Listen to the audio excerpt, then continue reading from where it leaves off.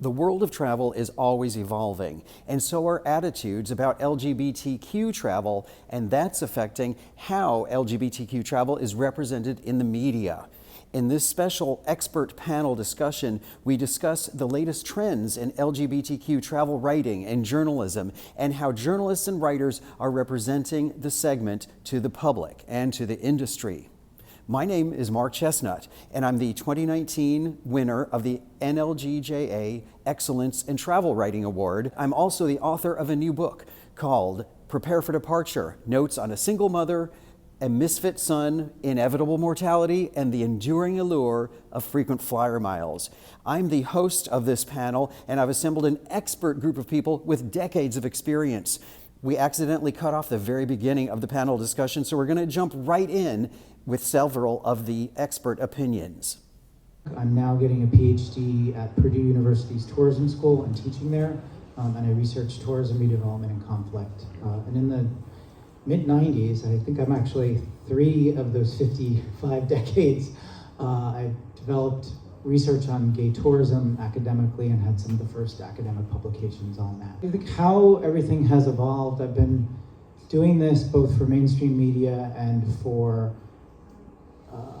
LGBT media for longer, over 20 years, that sort of journalism part of it, probably since 98, 99.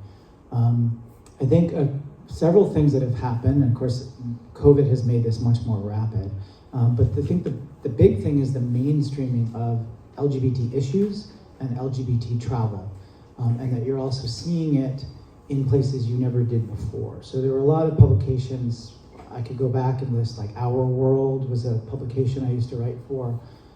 That doesn't exist anymore. And over time, a lot of places don't exist that used to exist.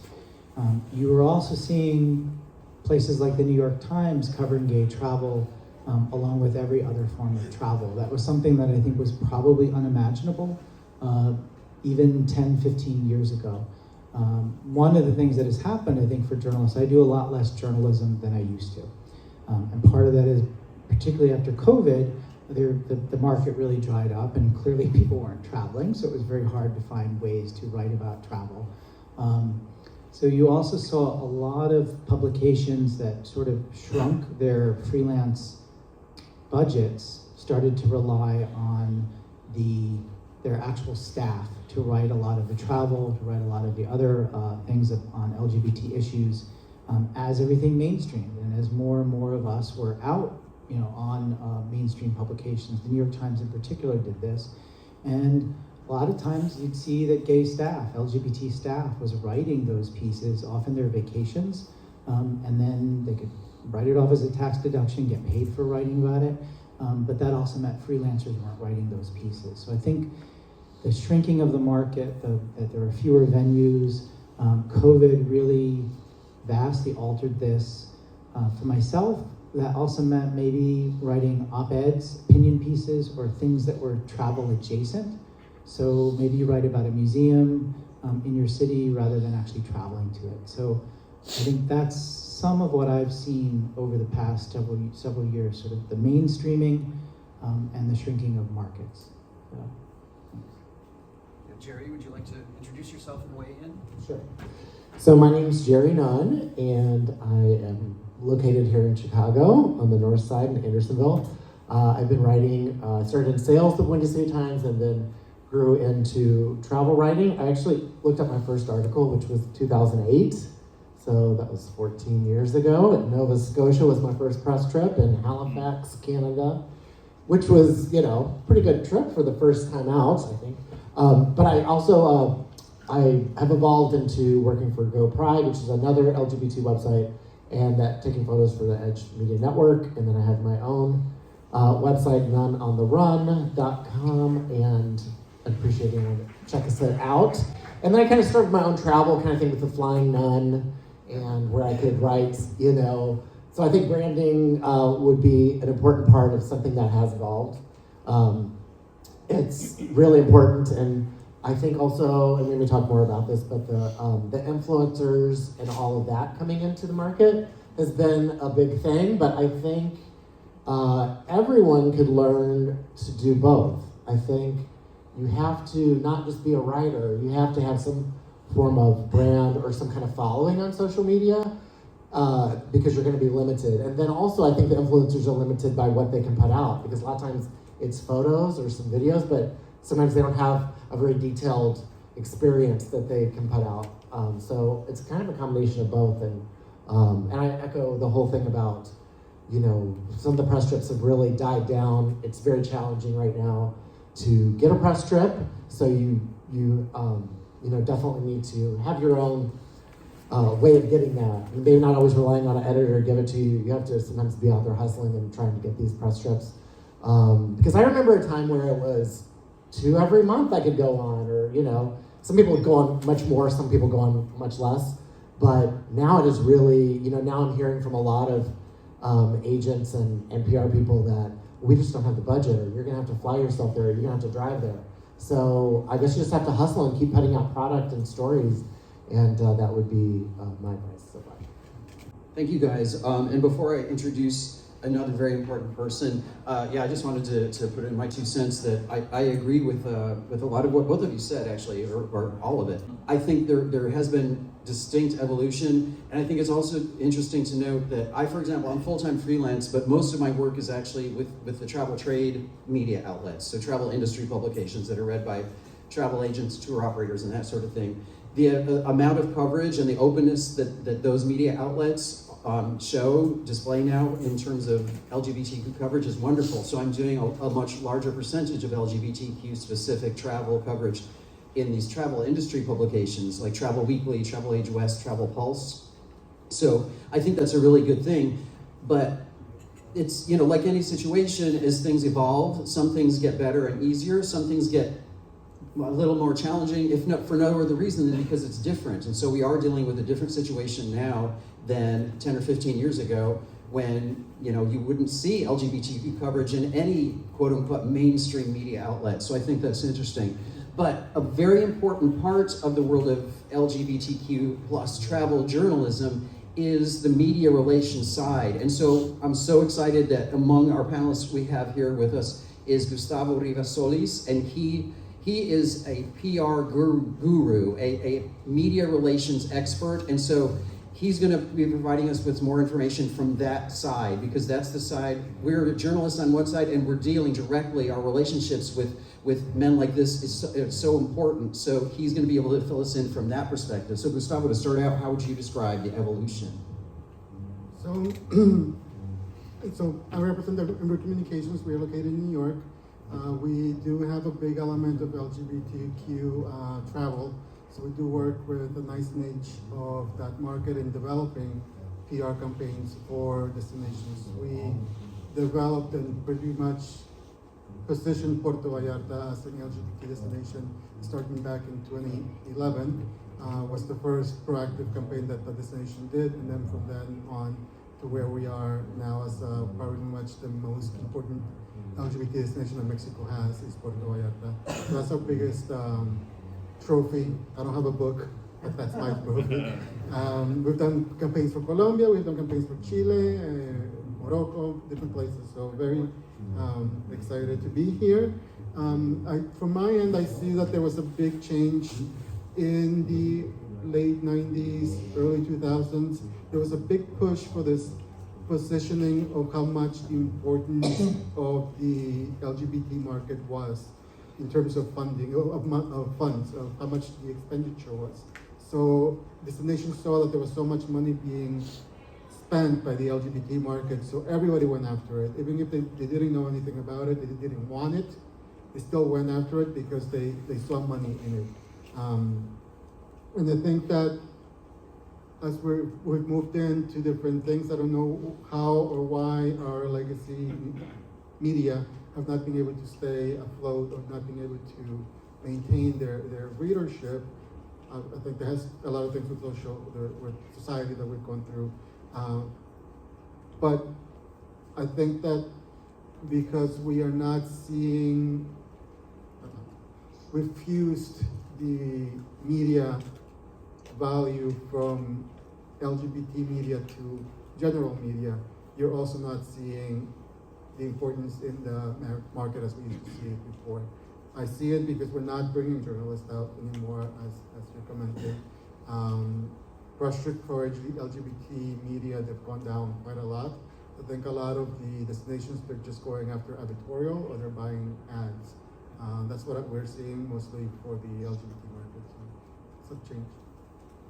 Very interesting insight. Thanks, Gustavo. So I also wanted to ask about, we've already addressed a little bit about how the market is changing for us as journalists.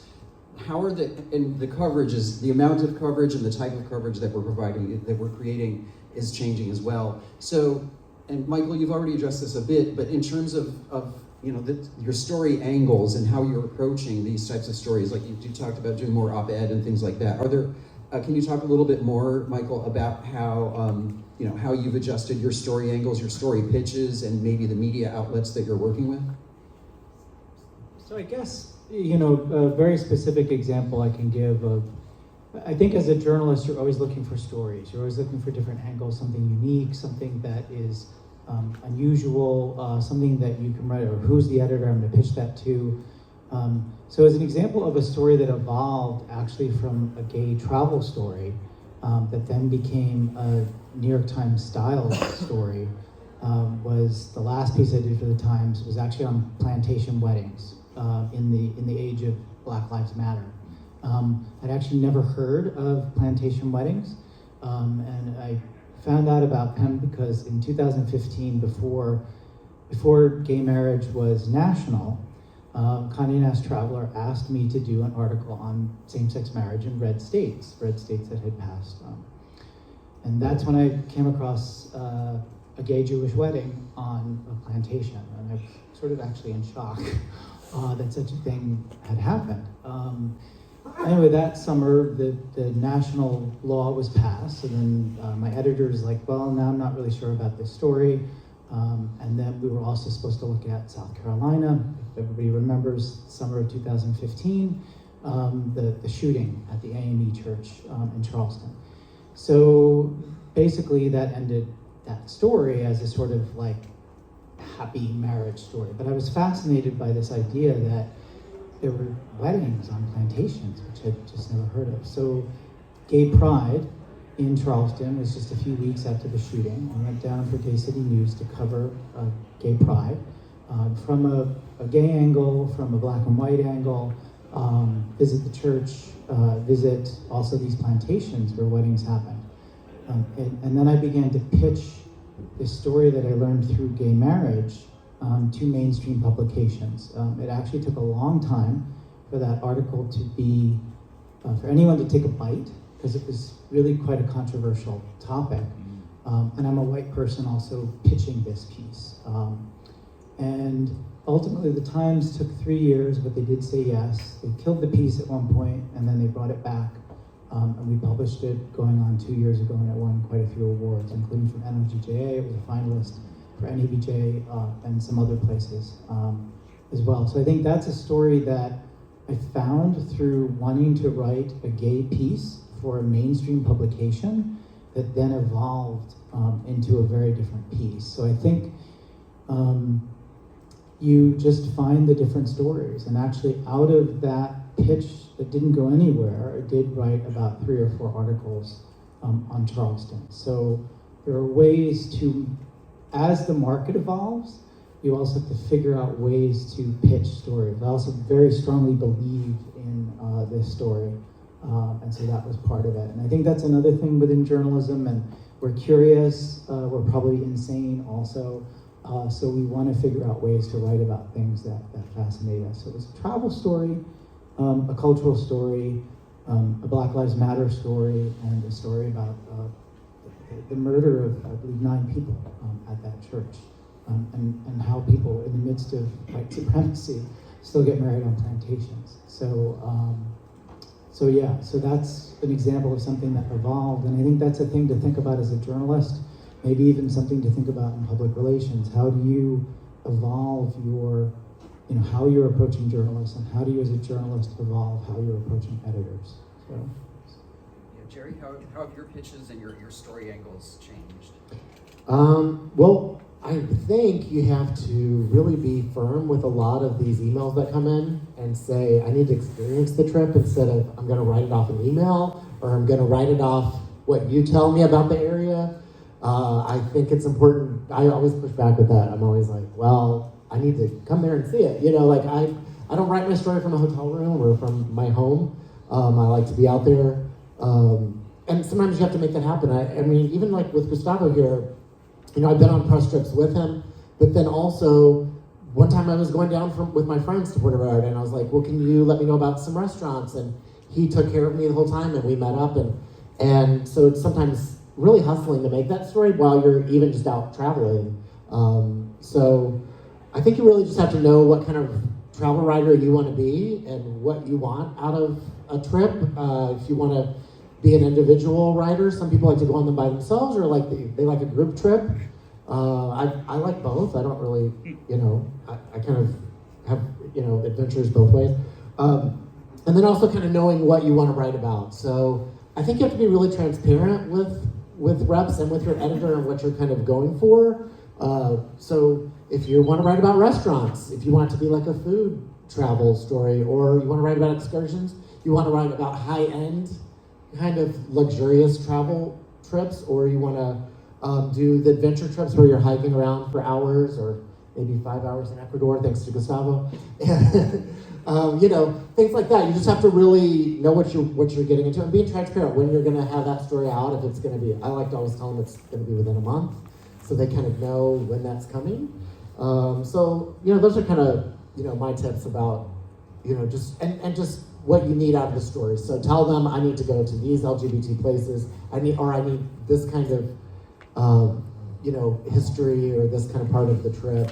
I actually even had one press trip I was talking to a lady about. She said, "Well, I don't have any restaurants. You know, that's not who I represent. So you don't have to write about restaurants." And I was like, "Gosh, what a missed opportunity by her." And so then you have to kind of find your own restaurants, and that can be a lot of work and a lot of challenge. So there's a lot of things like that as far as, you know, what kind of story you're going after. Thanks, Jerry. And yeah, it is interesting to see how our approaches are evolving to regarding the stories that we're pitching, the stories that are pitched to us that people want us to cover. Yeah, and I am finding that there's obviously increased interest in specific segments within the LGBTQ plus market, because hello, I got a whistle there. Now I'll take something off. I like that. Great. No, I like it. Do it again. Anyway, so yeah, because it's very important to recognize, obviously, the LGBTQ plus market is so diverse, just like the world is diverse. And so it's you know, just by talking about it as one solid group in a way is not even being accurate. And so it's good for us to keep our minds open about, you know, our group of people involves every ethnicity, every race, every religion, every gender, you know, so that creates even more opportunities for coverage. And I think that media slowly is obviously becoming more aware of that. And so I think that's a very good thing, and creates more opportunities for us as journalists. From the standpoint of travel industry clients and destinations that want to promote themselves to the LGBTQ market, Gustavo, what would you say? What are the pitches, or what are the angles that you're able to pitch to them that they seem to be most interested in nowadays? Going back to the same question, I think that specifically when we talk about press trips, we're not, unless it's Pride or there's like Yucatan just passed the gay marriage last year. So when we became active in March, we did a press trip specifically for that. But otherwise, we don't really do many specific trips specifically only LGBTQ media. However, we do include them in all of our trips. There's always a writer that's LGBT, at least in all of our trips. And that's because exactly what you're saying is that at one point somebody made a reference that we were talking about family trips. And nobody thought that LGBTQ families would be interested in family vacations.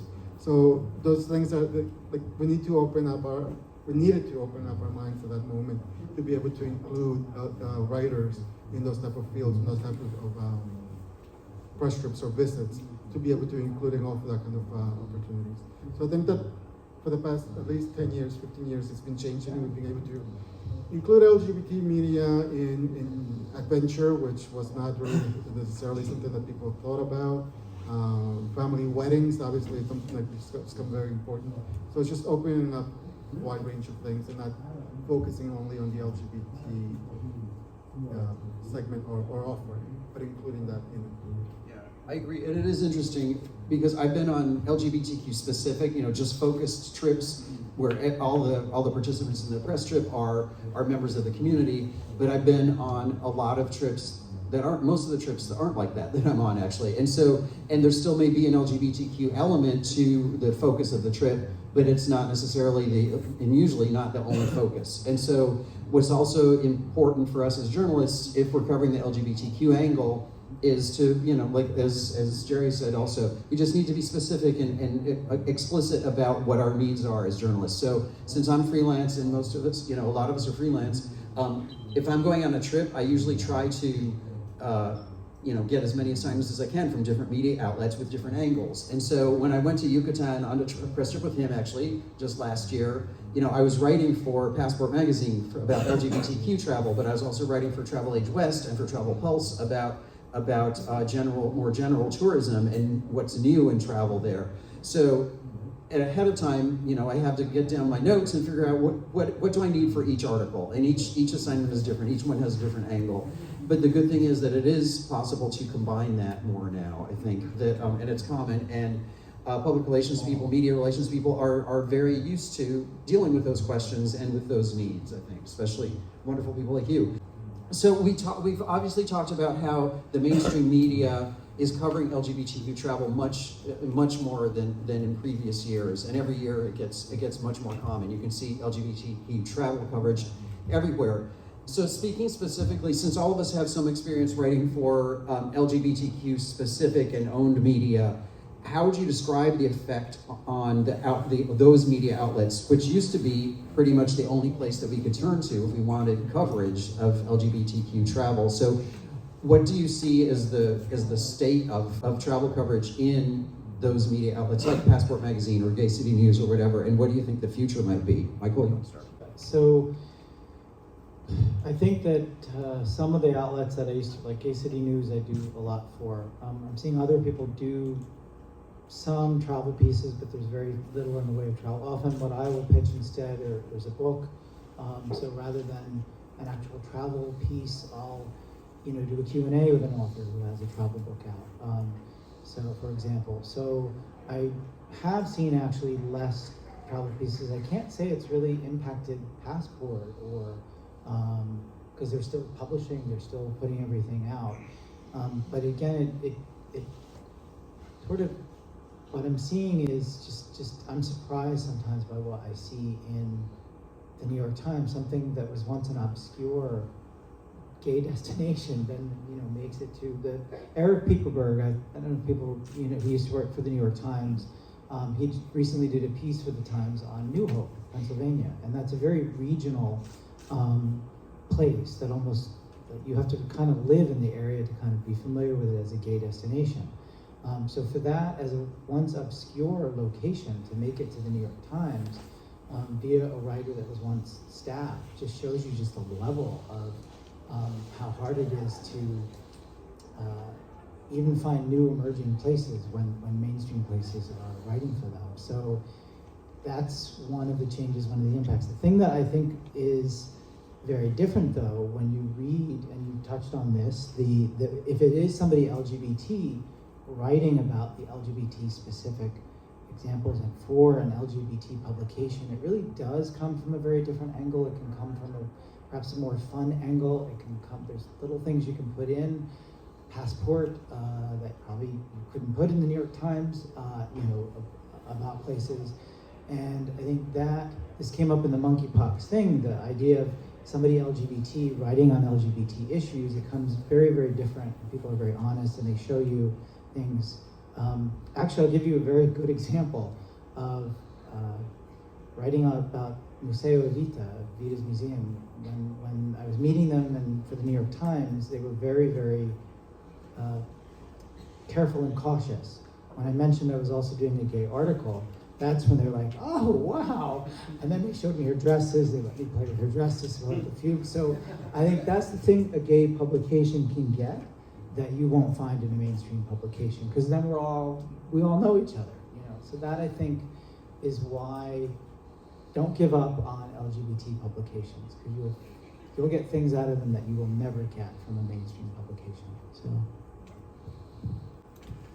Well, I'm just thinking about all my press trips. So I think I've been on press trips where it was like all women, and I was the only gay guy. I was all straight, you know, and it was fun because I was like the star of the show, you know, because you get on a gay press trip and it's like competition, everyone's trying to get the attention, and you know, I remember times where it was like you couldn't even get them to the PR person to or the guide to pull over to show you like a gay library or like a gay destination. Like it was really tough, and I think things have gotten a lot more accepting. And then I just recently went on like a Palm Springs trip, which everyone's pretty much gay, but then there's also segments within that. So like the female reporters that were with us, whenever we would go do a tour, you know, people acted like they were invading because they didn't want women,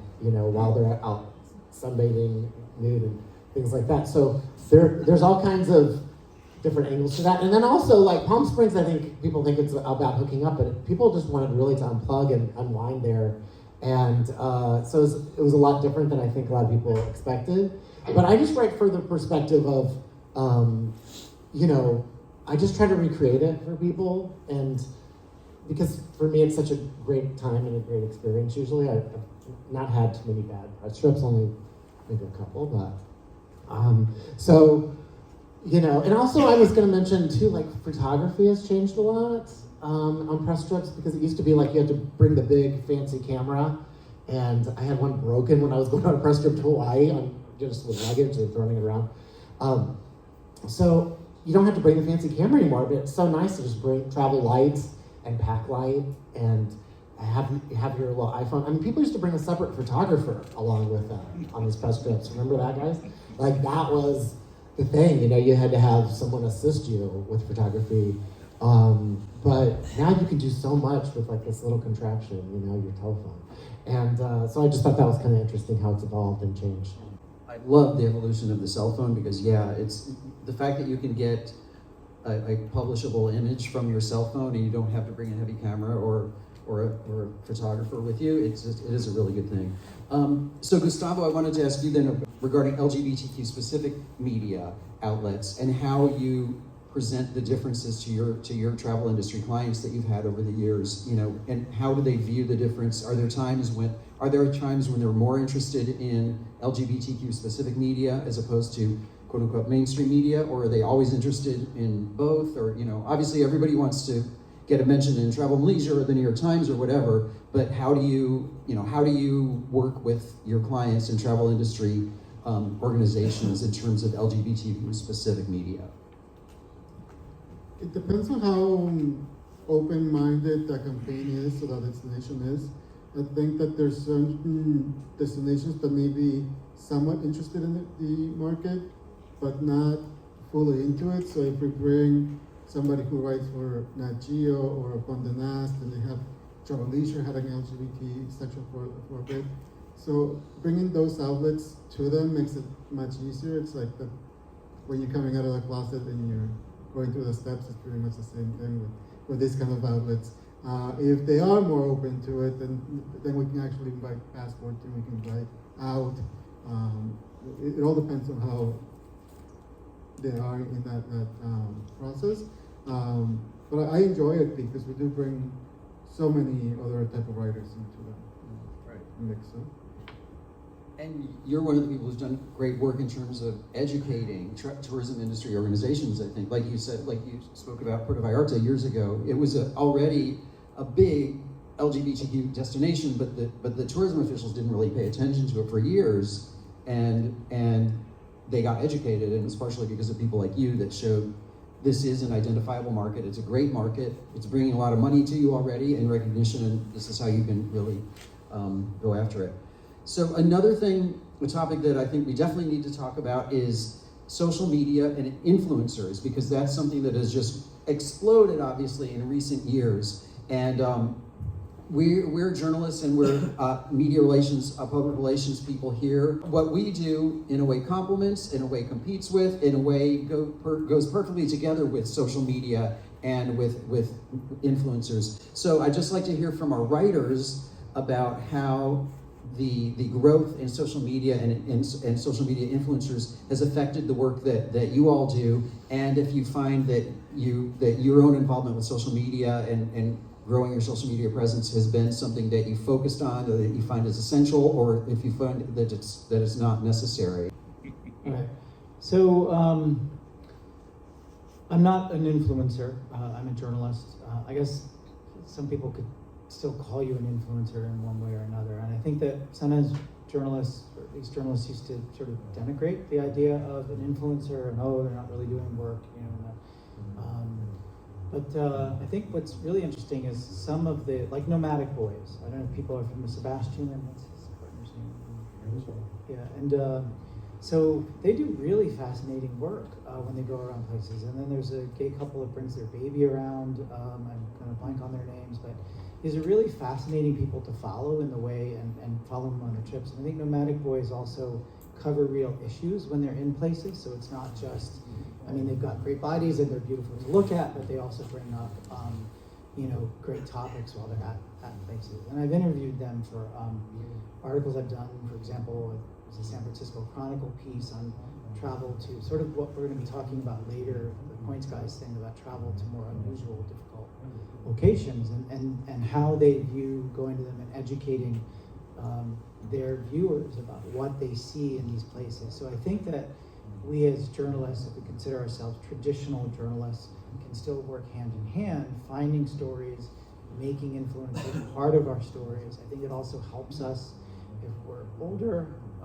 mature journalists, to communicate our work to a younger audience as well that will follow them.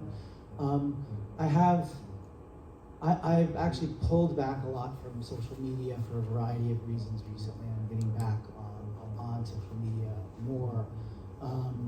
I find that I use social media to get story ideas if there's something I'm thinking about. So I'll do a posting on Facebook or on Twitter, like, hey, have you seen this? Can you DM me? I'm thinking of covering this, so that it goes hand in hand with that. And then, of course, when a piece comes out, then you're going to do a posting. Sometimes postings that I do lead to an interview. So that's the other thing. I think that it works hand in hand.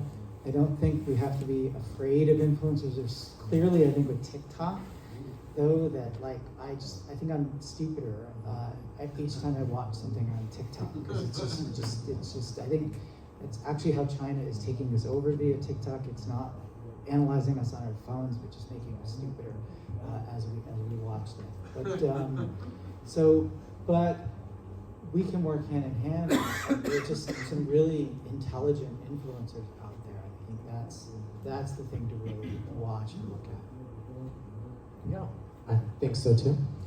Social media is just always evolving. It's always changing. We're always trying to adapt to it. We've realized how important it is, that back when many of us were writing at the beginning, it was not, a thing, and now it's really important. I mean, you realize people are passing us by, right? Some of these influencers the amount of reach that they have is crazy. I mean, obviously some of them buy their followers, come on.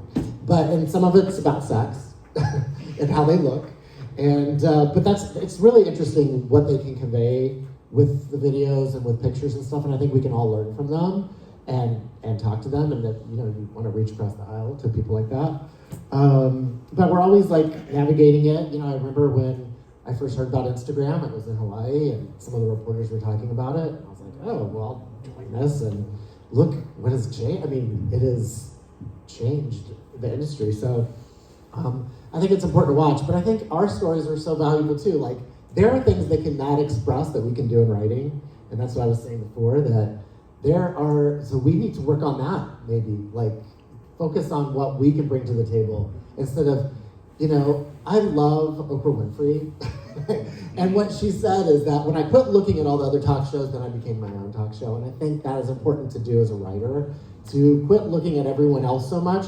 Find what you can do, what you can get on social media, what you can bring to the table. I think it's really important, because people look at, sometimes it's not always about this big publication that you write for. It's sometimes what, you're bringing to the table. That people were excited to have me on a press trip just because my last name, that I have a website and I have my own little thing.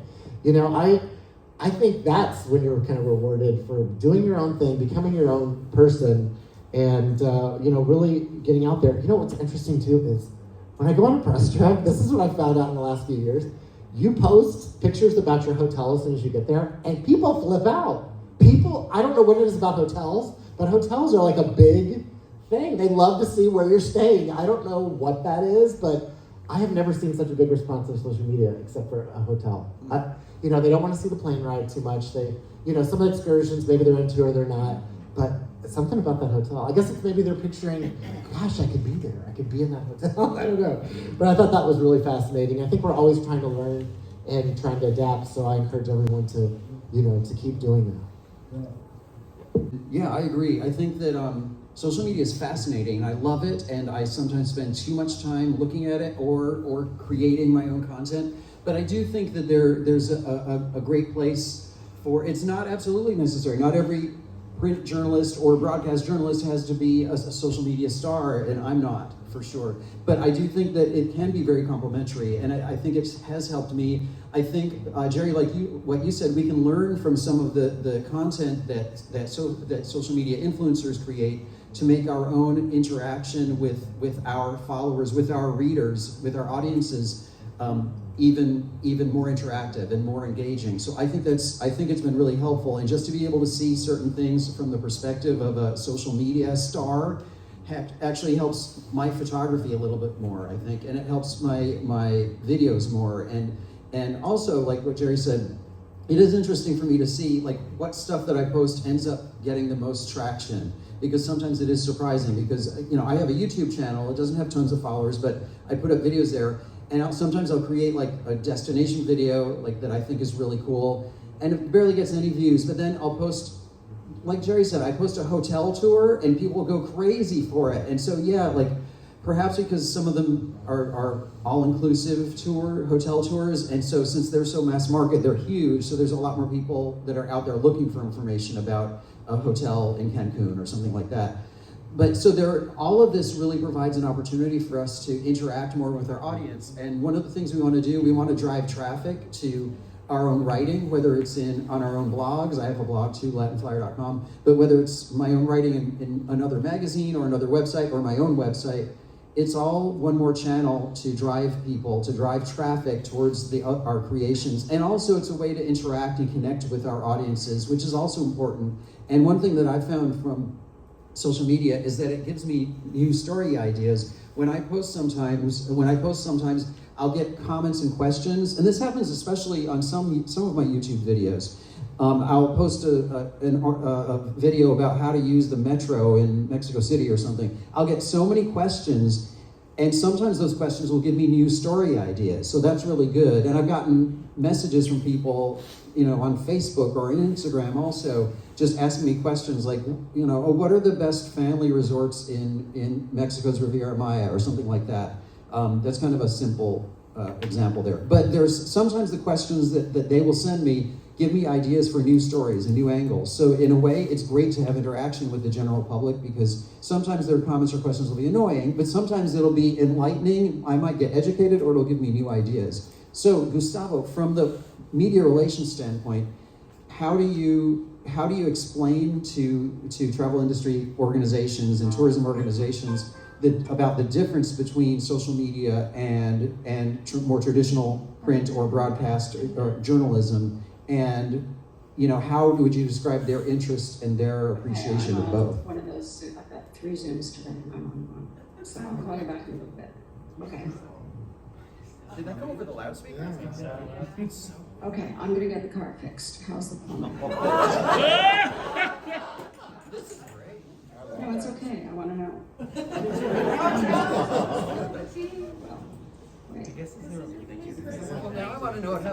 mics. Sorry. Is she done? That's so right. That's almost as good as your whistling. I love it. The revenge. All right, I guess she's done. She's gonna get the car fixed. So we'll let you know how that goes. Forget about So, that. we'll on to you now. That's great. So for us, there's a difference between them now that specifically when a destination wants to target younger audiences, we definitely go into much more of the influencers, the Twitter, the social media, the Instagram, and the TikToks. So we definitely want to get those people in there to bring the demographics down. But if it's a traditional destination like San Miguel de Allende, they tend to go more into the traditional media journalists. So it all depends about the demographics that they want to target, the people that they want to bring into the destination. So that's how we work them. But it's interesting to hear the way that you guys are speaking of the importance of social media on your end and how you need those clicks, which we didn't even really think about, I think, because it really is in the field of advertising that you're going into because you are pushing views. So it's more advertising, which we didn't really think about before, but I guess now it's actually part of the job, too, even for traditional journalists like you.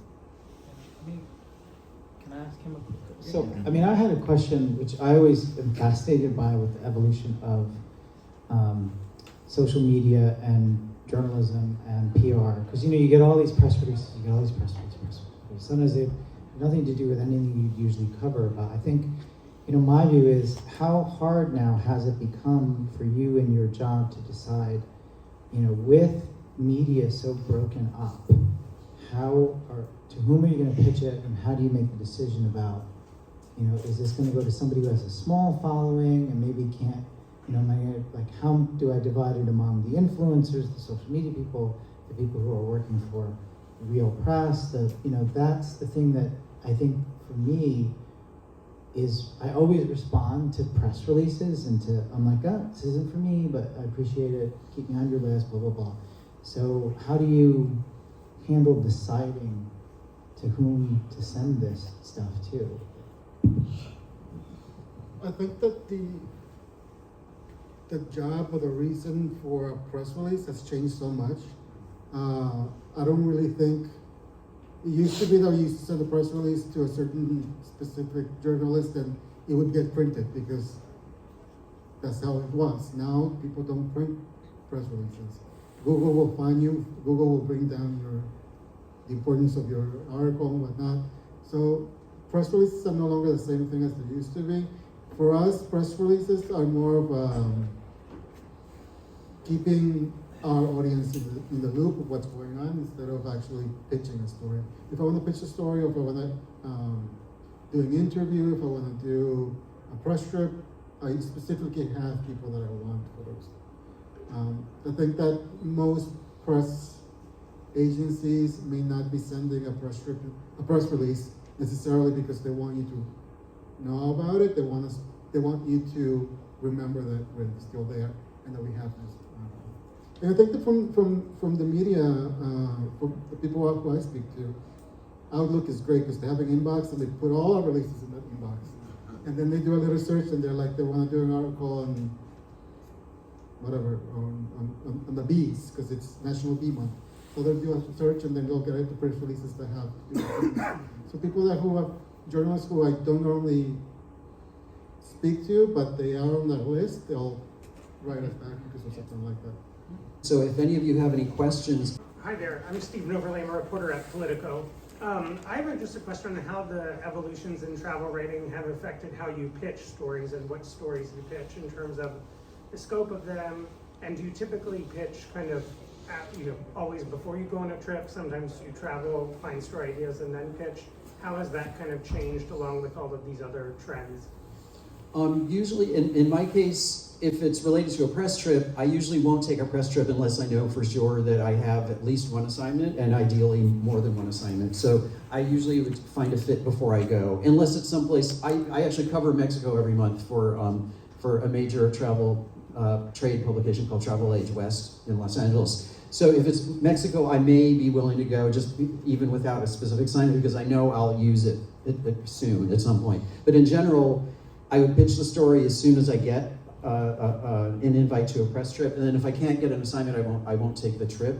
And in terms of the angles, if it's a press trip, I usually try to identify specific angles, and sometimes the PR people will have a specific angle in mind. Like it might be a culinary tour of San Miguel de Allende, or an LGBTQ tour of Columbus, Ohio, or whatever. So it's helpful if they have a specific angle in mind, but if not, if it's just like a general, come see Cincinnati, then I would try to identify specific angles and focuses, both for LGBTQ market and just in general, and try to find like a hook also, like if there's a news hook, because, you know, the Kings Island Amusement Park has a new gay roller coaster or something like that. I don't know, like something like, for those of you from Ohio, you know what I'm talking about. So, I mean, I'm doing a lot less specific travel things, but more travel adjacent things. So, for example, I think the next thing that I'm going to pitch, we were talking about this before we started, and again, it's a hook, it's a news hook. The Emmett Till, the children's exhibit about Emmett Till's murder is opening in under 2 weeks in the Indianapolis Children's Museum. So since I'm at Purdue, I'm an hour and 15 minutes from Indianapolis. There is a press trip. I'm not on the press trip because I'm already living in Indiana, but I'll go to the press conference and take the museum tour and you know, be part of the interviews with people who put it together. So a lot of it is my finding.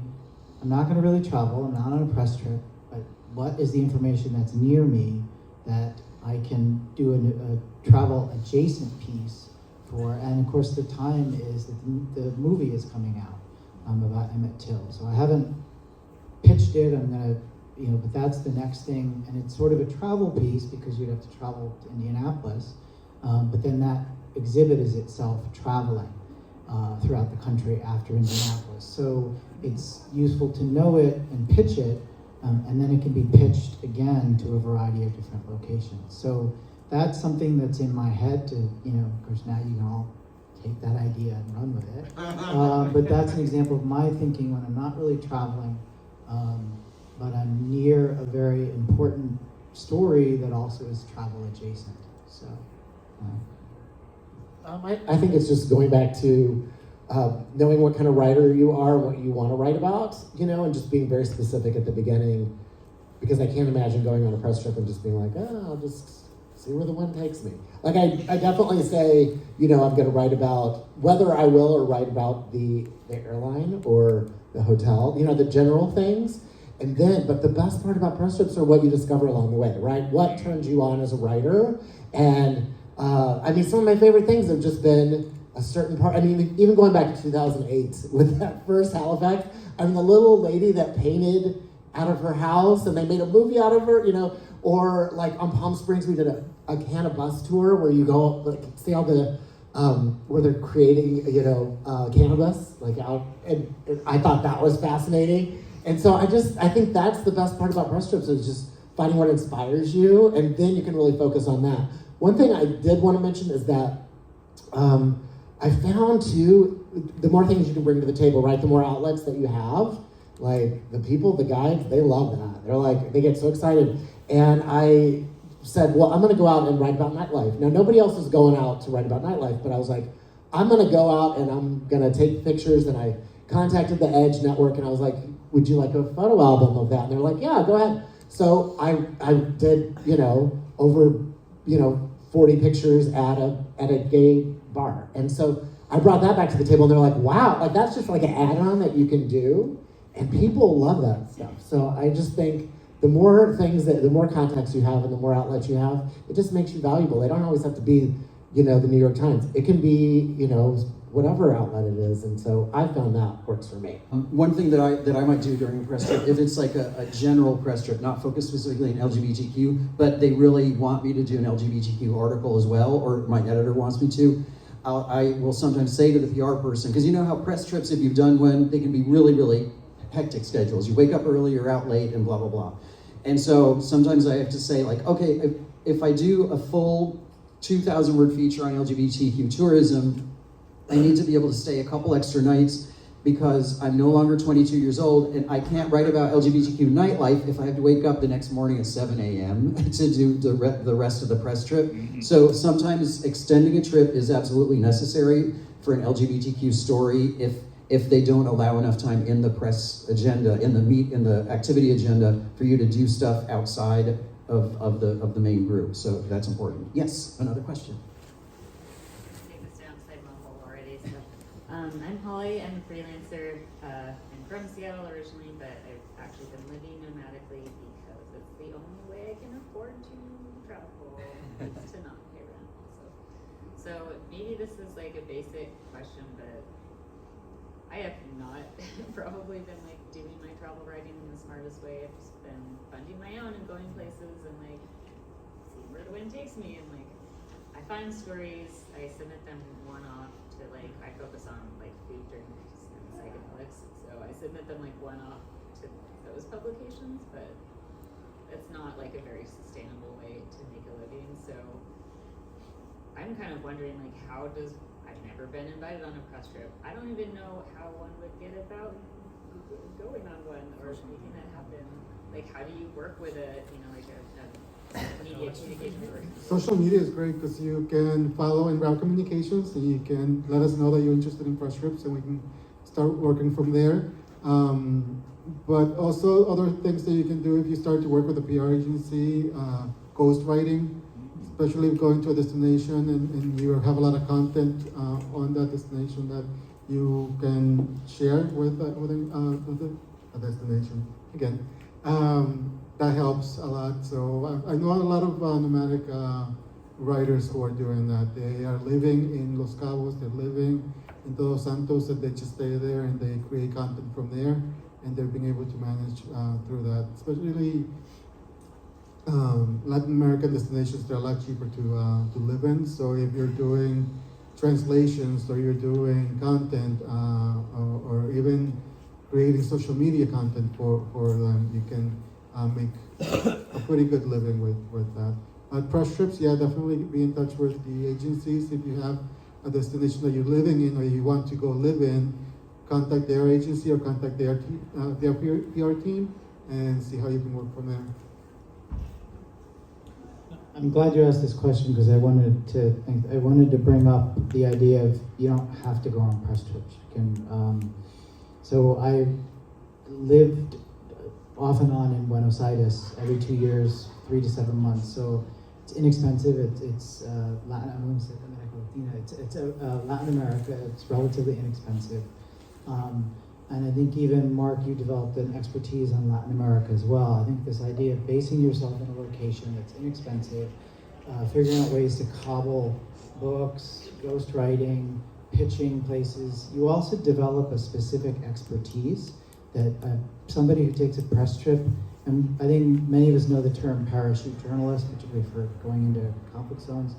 You know it in and out. You know whom to interview. You know the right person to talk to.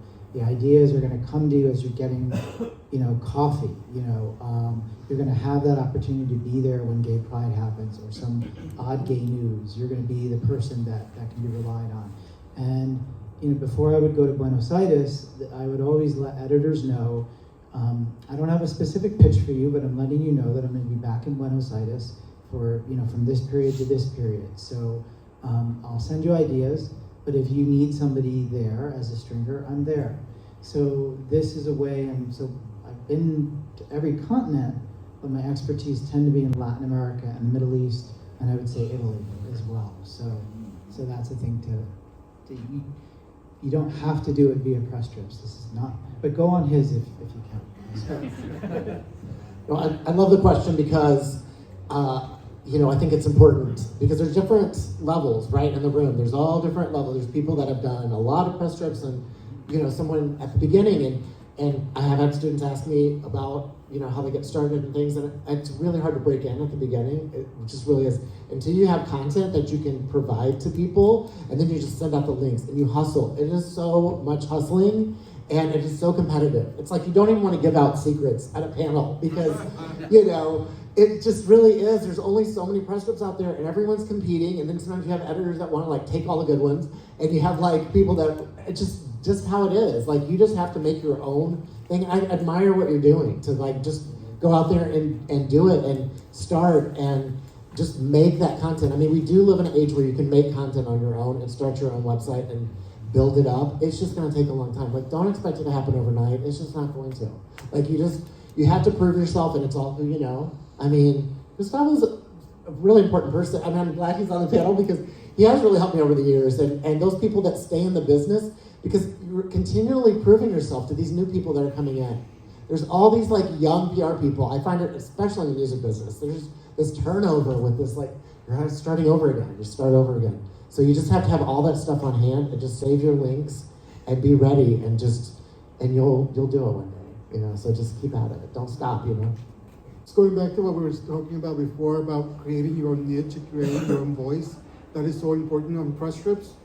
You have at least 5-6 people doing the same activities that everybody's doing. So when you find your own angle, that is so gold for PR people. For me, it's those are the people who I invite over and over on my trips because they're creating their own content. They're visualizing what I have been seeing differently. So definitely keep that in mind. And I think technically we're out of time. We can squeeze one more question because you had that cool whistle on your phone. I just wanted to say, my name's Tammy. I'm the managing editor for Dallas Voice, and we are LGBTQ media. Right.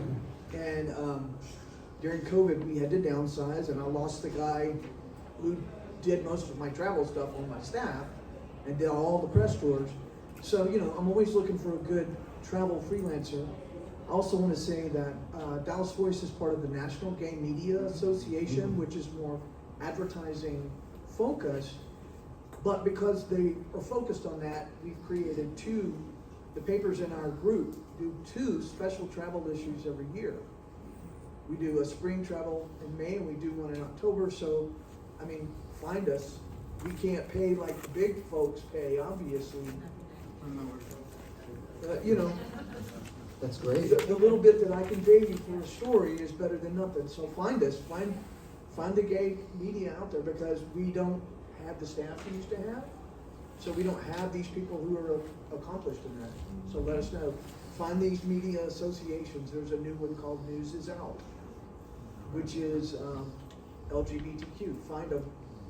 You know, we're looking for people that can contribute and are willing to contribute at what we can pay. So, yeah, that's great. That's good news. Thank you for sharing that. Yeah, I wasn't familiar with News is Out, and I think that's so good. There are opportunities everywhere, and yeah, the situation is always changing, but there's opportunities out there. And I started my freelance travel writing career by writing a monthly column for which I got paid no money, but it was really good for establishing clips. It was decades ago, but you know, just getting the clips and then you build everything up, and so there are a lot of ways to do it, and I'm so glad that you stood up and said that, so thank you. So thank you so much to everyone. Feel free to come up and grab our cards. Really appreciate it.